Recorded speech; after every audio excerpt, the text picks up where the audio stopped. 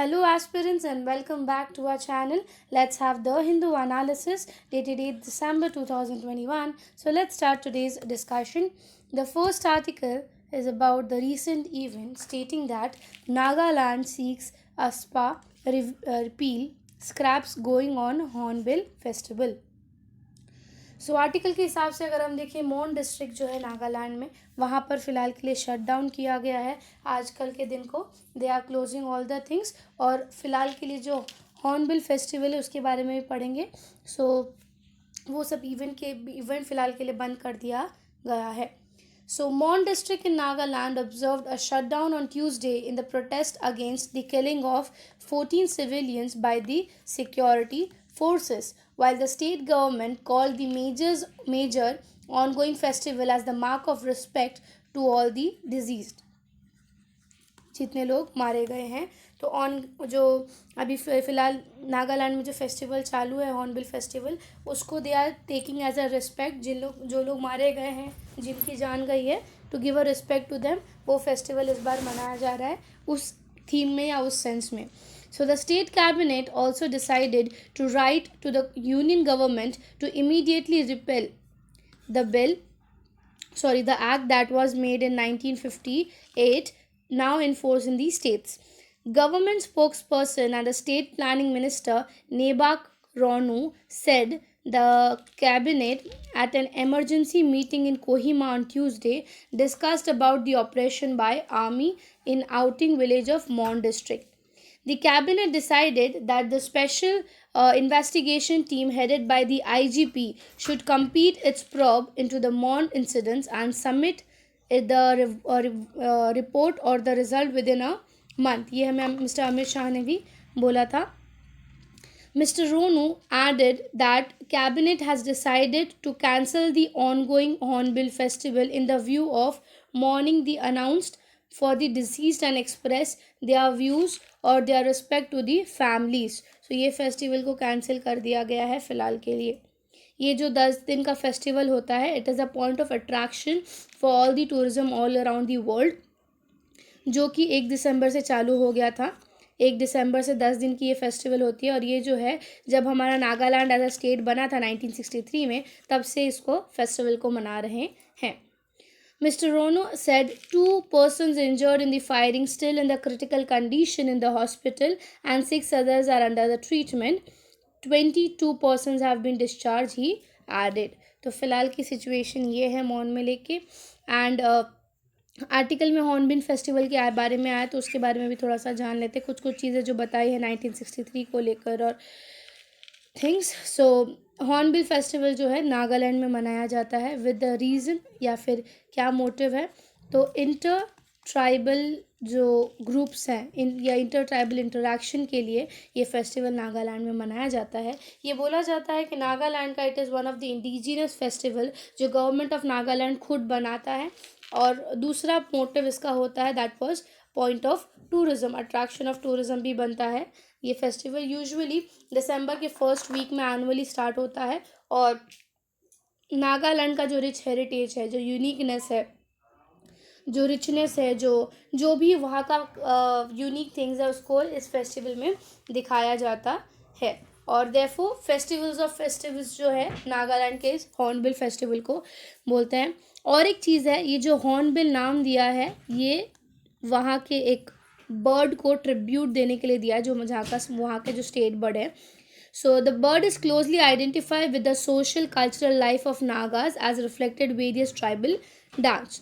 तो इसमें जो है उनका ट्रेडिशन उनका कल्चर और सब कुछ दिया जाता है. आप तो कितने बार देखोगे ये जो हॉर्नबिल फेस्टिवल है उसमें जो पर्सन्स होते हैं वो सिर पे ऐसे एक हॉर्न जैसा कुछ पहनते हैं सिर पे तो वो इस बर्ड को लेकर because that is the state bird और उनका ये मानना है द लाइफ ऑफ नागाज और Nagaland people have a similarity with the lifes of the hornbill और द बर्ड. सो उस पर्सपेक्टिव से इसको हॉर्नबिल फेस्टिवल बताते हैं जिसमें नागालैंड का पूरा कल्चर ट्रेडिशन यूनिकनेस रिचनेस सब कुछ दिखाया जाता है. पॉइंट ऑफ अट्रैक्शन भी ये चीज़ बनती है. ओके सो नेक्स्ट आर्टिकल जाते हैं. नेक्स्ट आर्टिकल हमारा जो 3 लॉज था उसके इस पे बनाया गया है. Farmers union to take call on ending the protest today. हमने देखा था 2019-20 से हमने नोटिस किया कि कुछ 3 बिल्स लाए थे फार्मर्स ने, फार्मर्स लॉ को लेकर, जो कि बहुत प्रोटेस्ट चला 2 साल, 1-1.5 साल। फिर एट लास्ट पीएम मोदी जो है उनको लगा कि if we are not able to convince the farmers there is no use to bring this law, जिसकी वजह से उन्हें इस बिल को स्क्रैप कर दिया। विंटर सेशन जैसे ही चालू हुआ वैसे ही फर्स्ट डे पे विदाउट एनी डिस्कशन, मतलब विदाउट ज़्यादा अपोजिशन या कुछ, ये बिल को पास कर दिया और उसको स्क्रैप डाउन कर दिया। फार्मर प्रोटेस्ट या फार्मर्स ने ये बोला जब तक ये प्रॉपर कैंसिल नहीं होता तब तक हम फिर भी प्रोटेस्ट करेंगे। हमने नोटिस किया 26 नवंबर को उन्होंने वो डे मनाया था जब स्टार्ट किया था वो सब चीज़ें, तो उसको वेरी बिग डे मनाया उन्होंने थ्रेड को लेकर, या बोल सकते हैं कि टू शो द सक्सेस कि they were able to close down the bill. उसी को लेकर आज बोला गया है कि ये लोग जो है अपने केसेस विड्रॉ कर देंगे, सारी चीज़ें ख़त्म कर देंगे आज ये प्रोटेस्ट, बिकॉज जो वो चाहते थे वो हो गया है। So, responding to the proposal from the Ministry of Home Affairs on Tuesday morning, which urged to protest the farmers to call off their agitation as their pending demands have been resolved, Samyukt Kisan Morcha sought the clarification on several points and included saying that the withdrawal fake cases against the protesters. तो उन्होंने हमारे central government ने ये भी बोला कि we have solve या resolve your demand, now we want कि आप सारे केसेस पीछे ले लें, बैक कर लें, विड्रॉ कर लें। After the discussion at the Singhu border, the farmer union decided to reconvene at 2 p.m. on Wednesday to announce the final decision on ending the protest on the proposal. So, ticket for talks. While some farmers say that they are ready to go home if the government adapts the language of its proposals to accede their demands, Rakesh Tikait of Bharatiya Kisan Union said that government must still sit across the table with the farmers leaders and hold the talks with CSKM. So mister ticket अभी तक नहीं मान रहे। उनका ये भी ये है, कुछ फार्मर्स का अभी भी ये बोलना है कि वी वांट कि फर्दर डिस्कशंस हो सके, वो फार्मर्स का के जो वॉन्ट्स है, फार्मर्स क्या चाहते हैं, उनको क्या प्रॉब्लम्स हो, वो फेस टू फेस टेबल पे डिस्कशंस हो। So, apart from the political compulsions to keep the struggles alive with run-up assembly elections, a pending demands of legal guarantees of MSP has been the major issue, जिस पर उन्होंने बोला कि we need to talk, और इस topic को हम ऐसे ही फिलहाल नहीं छोड़ सकते। The proposal said that once the agitation was withdrawn, the case would also be withdrawn by the government of Uttar Pradesh and the government of Haryana, क्योंकि उन्होंने भी सेंट्रल गवर्नमेंट का डिसीजन नहीं लिया था, एक्सेप्ट नहीं किया, तो उन्होंने बोला कि अगर हम केस विड्रॉ करेंगे या ये डिसीजन विड्रॉ करेंगे तो सारे गवर्नमेंट्स और उनको सारे प्रोटेस्टर्स को अपने केस वापस लेने पड़ेंगे, और ये तभी एंड होगा जब तक आप एज एन होल डिसाइड नहीं करोगे। सो उसी चीज़ पे उन्होंने बोला कि they are coming to an end, they are trying to withdraw all the cases जो गवर्नमेंट या सेंट्रल यूनियन या उस लोगों ने लगाए थे उस बिल के ऊपर। नेक्स्ट आर्टिकल पे जाते हैं। नेक्स्ट आर्टिकल हमारे एक स्कीम के बारे में बात करता है, दैट इज स्वच्छ भारत मिशन। स्वच्छ भारत मिशन 2.0 आ चुका है। एडिटर ने, अगर हम बात करें राइटर का ये बोलना है, दोनों ही स्वच्छ भारत मिशन या स्वच्छ भारत मिशन 2.0 के बीच का डिफरेंस क्या है और क्या क्या चीज़ें हैं जो दोनों के बीच में एक इफेक्टिवनेस ला सकती है, उस चीज़ के बारे में बताया है। स्वच्छ भारत मिशन 2.0 की अगर आप गाइडलाइंस देखोगे, उन्होंने ज़्यादा फोकस जो है वो सॉलिड वेस्ट मैनेजमेंट पर किया है।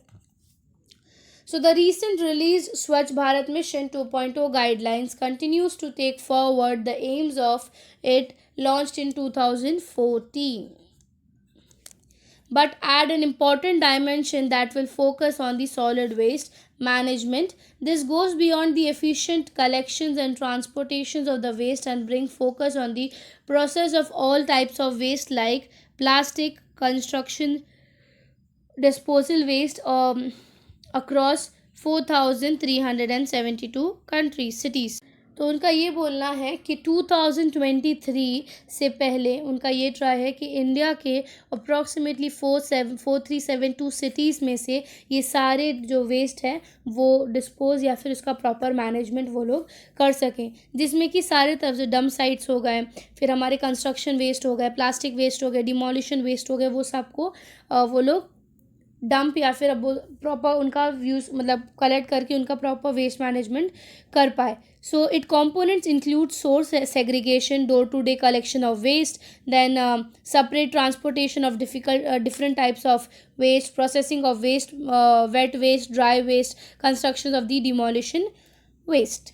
So, urban local bodies in several states have prepared the detailed project report about the setting up of the waste processing system for wet and dry waste for the Swachh Bharat mission. The bioremediations of the old waste is in the process of dismantling the old waste heaps, sieving the materials to recover the fuel and can be used in a different material. So जो इस बार का स्वच्छ Bharat mission 2.0 है उसने पूरी तरह स्वच्छ Bharat solid waste management के ऊपर फोकस किया है या ज़्यादा ध्यान दिया है ताकि they can be able to convert the waste in a fruitful manner या फिर at least dispose the waste in a proper manner.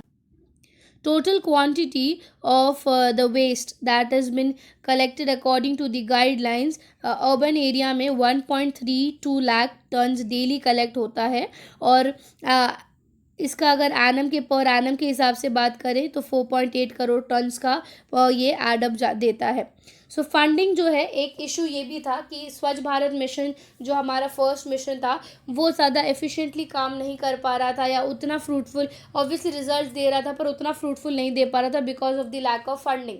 उनको उतना फाइनेंशियल एड नहीं मिल पा रहा था. बट वेर एज स्वच्छ भारत मिशन 2.0 में गवर्नमेंट ने ये सबसे पहली चीज़ ध्यान दी है कि उनको प्रॉपर फंडिंग मिल सके ताकि उनका किसी भी तरह का वर्क जो है अटके ना पैसों को लेकर. So the total funding dedicated to the implementation of the 2.0 is 1.41 lakh crores, out of which 39,837 crore is set for solid waste management. This mission commits to provide financial assistance to set up a fresh water processing facility and projects all over the urban local areas. Financial assistance जो दिया जा रहा है ये limited larger perspective में 154 large cities को देंगे और जैसे कि हुबली हो गया, दवंजन हो गया, मैसूर हो गया, ऐसे सब जगहों पर जहाँ पे over more than 5 lakh population एक एरिया में है ऐसे सिटीज़ में they will provide this facility. The Swachh Bharat mission was providing 35% of the funding from the government of India, irrespective of the population size of that cities. About 2.3 or 33.3% of the project cost has been funded by the state government. दोनों का bifurcation amount है. उसके बाद the funding was provided to buy efficient vehicles for door-to-door collection and transportation of the waste, providing bins for the segregation of waste. हमने सब जगह notice किया जो ड्राई वेस्ट और वेट वेस्ट का सेग्रीगेशन किया है, लोगों में अवेयरनेस लाया है इस चीज़ को लेकर. Proper vehicles door to door at least they will be able to segregate the garbage और प्रॉपर डिस्पोजल उसका हो पाए. So SBM Swachh Bharat Mission 2.0 allocates fundings only to set up the waste processing facilities and request to buy vehicles for collecting such waste. Targets की अगर हम बात करें कि कितने नंबर तक target they are been able to achieve या नहीं. So lack of funds was one of the main reason for the partial success of SBM of solid waste management. But since 2.0 has been committed to paying more portions to the project cost, the ULBs, that is the urban local bodies, are likely to take up projects and match the short funding. अगर कहीं पे amount ऐसा घट रहा है, कम हो रहा है, तो सब लोकल बॉडीज पे they will help to make up the amount. And उनका यही है कि मार्च 2023 से पहले वो लोग उसका वर्किंग कर. Also, the thing is, transforming the waste disposal sites to process these sites produce 72 lakhs tons of organic compost per annum. The organic compost recovered from the wet waste, which is 60% of the total waste and can be enrichment for the soil. सो उसका proper वाइफिकेशन, या फिर हम बोले कि स्वच्छ Bharat mission 2.0 is more beneficially efficiently working for the country. और उसका जो वेस्ट है, सिर्फ ये नहीं कि डिस्पोजल की बात या डंपिंग की बात कर रहे हैं, बट उसको भी किस तरीके से हम प्रॉपरली यूज़ कर सकते हैं, ऑर्गेनिक रिकम्पोज कैसे कर सकते हैं, अगर प्लास्टिक सब है तो उसको किस तरीके से रीयूज़ कर सकते हैं, वो सब के बारे में भी इस बार बात की जा रही है. सो गवर्नमेंट इनिशिएटिव्स, अगर स्वच्छ भारत मिशन या किसी भी क्लीनिनेस के मिशंस के बारे में लिखो तो you can add this point in your answer. Next जो हमारा आर्टिकल है वो ट्राई सर्विस, एक ट्रेनिंग एक्सरसाइज हुआ था रिसेंटली, इंडिया की मिलिट्री फोर्स ने कश्मीर के तरफ किया था. So tri service training held in Kashmir. Helicopters exercise conducted at over 9,000 feet to stimulate enemy territory.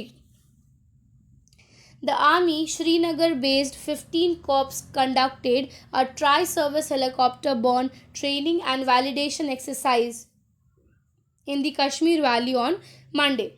The exercise was planned to validate the joint capability to insert the task force tactfully behind all the lines. So ये जो heli drop task force था, इन्होंने 9,000 feet के ऊपर ये task किया, जिसमें कि इन्फेंट्री, स्पेशल फोर्सेस और मार्कोस सब लोग इन्वॉल्व थे. और हेली ड्रॉप एक्सरसाइज जो है ये फुल ट्रांसपोर्टेशन आर्म हेलीकॉप्टर्स के साथ तीनों जन का मिलकर ये एक्सरसाइज किया जाता है. Srinagar based defence spokesman said the exercise showed the capability of the Chinar corp, the Indian force, to carry out successful operation in a high altitude. ये नोटिस या ये ट्राई कर रहे थे कि हम कितने हाई एल्टीट्यूड तक बेनिफिशियली वर्क कर पा रहे हैं अगर we are in the mission, और तीनों के बीच में किस लेवल का कोऑर्डिनेशन है एयरफोर्स और नेवी के साथ. DGP reviews the security in Jammu Kashmir station. So जो डायरेक्टर जनरल ऑफ पुलिस है जम्मू कश्मीर के, उन्होंने पुलिस मेन फोर्स को बुलाया गया सो दैट जो ये टेक्नोलॉजीज़ हैं उसको पूरी बेनिफिशियली वो यूज़ कर सके अपने नेशन के पर्सपेक्टिव से. Officials said that 235 CCTV cameras were installed in 12 railway stations to improve the working of that area. क्योंकि जम्मू कश्मीर अगर स्ट्रैटेजिकली बात करें, हमें सबको पता है कि कितना इम्पोर्टेंट है और वहाँ पे मेन सर्विलेंस रखना हमारे लिए बहुत ज़रूरी है. सो उसको इम्प्रूव करने की बात वहाँ के डीजीपी ने की थी और इनका एक ट्राई सर्विस ट्रेनिंग रिसेंटली हुआ था. नेक्स्ट जाते हैं जो कल ही हमने पढ़ा था about Indian Russian military alliance, जो इनका अलायंस हुआ था है रिसेंटली. तो अलायंस में क्या क्या चीज़ें बताई हैं, क्या क्या चीज़ों पे डिस्कशन किया है, वो सब चीज़ भी हम वापस एक बार देख लेते हैं. So Indian Russian military alliance story so far में अगर हम देखें, जो हमारा 20th मीटिंग हुआ था India Russia inter government military and military technology corporation को, दोनों ही साइड्स ने ऐसे 4 अलग अलग एग्रीमेंट्स साइन किए, जो कॉन्ट्रैक्ट, जिसमें से 3 जो थे वो वहीं के वहीं लीडर्स ने प्रोटोकॉल्स साइन कर दिए, जिसमें कि हमारा वो AK-203 आता है, राइफल्स आता है, फिर renewal of the military cooperation 10 साल और बढ़ा दिया है हमारे मिलिट्री कॉपरेशन दोनों ही कंट्रीज़ के बीच में 2021 से 2031 तक. What is the status of defence trade between the two countries, ये पहला क्वेश्चन पूछा गया है. Russia continues to be among the India's biggest defense supplier, and two sides are now looking forward to move from the licensed manufacturer to have a joint research and co-development defense equipment. Then Monday की अगर हम बात करें, so Monday को ये agreement sign किया गया था जिसमें कि हम AK-203 जो है राइफल्स मैन्युफैक्चर करेंगे, जॉइंट वेंचर्स होगा. फिर Indo Russian rifle private limited जो कोरवा में है अमेठी, वहाँ पे बनाया जाएगा. This among the series of defence agreement sign between both the country, जिसमें कि S-400 के बारे में भी बात किया गया था. Then there are several other big ticket deals currently under negotiation and are expected to be concluded in the near future, जिसमें कि हमने MiG 29S के बारे में पढ़ा था. सो 21 MiG and 29S इसके बारे में. देन उसके बाद अगर मैं बात करूँ Su-30 MKI फाइटर जेट्स, उसके बारे में, that इगला short range air defence services के बारे में भी बात हुआ। देन हमारा हेलीकॉप्टर जो है K2260 200 K2260 उसकी मैन्युफैक्चरिंग पे भी दोनों ही ऑफिशियल्स या दोनों ही कंट्रीज़ ने बात किया है। So in addition to S-400 other major contracts currently are under implementation between India and Russia. दूसरा क्वेश्चन जो यहाँ पर दिया गया है, that is what are the other avenues of the cooperation. इसको छोड़कर और किस किस चीज़ों पे उनकी बात हुई, तो वो हमने कल भी देखे थे। ऐसे 8 से लेके 9 बहुत सारे ऐसे अलग अलग चीज़ें थी। रेलॉस पे बात हुआ, then navy to navy corporation MOU साइन हुआ, देन रेलॉस के साथ आर्टिक रीजन की फैसिलिटीज़ कैसे डेवलप हो, इंडिया और रशिया दोनों के बैकड्रॉप में क्या क्या इशूज़ चल रहे हैं, सब ये सभी चीज़ों पर दोनों ही कंट्रीज़ की मिलकर बात हुए। सेंट्रल एशिया में क्या फ़िलहाल किसकी मतलब पोजीशनिंग अगर हम देखें, क्या थ्रेड बन रहे हैं दोनों कंट्री को, और इससे सब चीज़ों पे। So Russia will remain a key defence partner for India for decades to come, mister Verma had said. In line with India's quest for the self sufficiency, the partnership is reorienting presently to join the research and development production. In line with us, the two countries have been discussing how they can cooperate using India as a production base and two third country Russian origin equipments. So ऐसे कुछ लगभग 40, 50, 60 topics पे they had a discussions, MOU और agreement sign हुए हैं Russia के साथ। So that was for today. I think so आज का आर्टिकल आपको क्लियरली समझा होगा। If you like the video, do like and subscribe the channel. Thank you so much.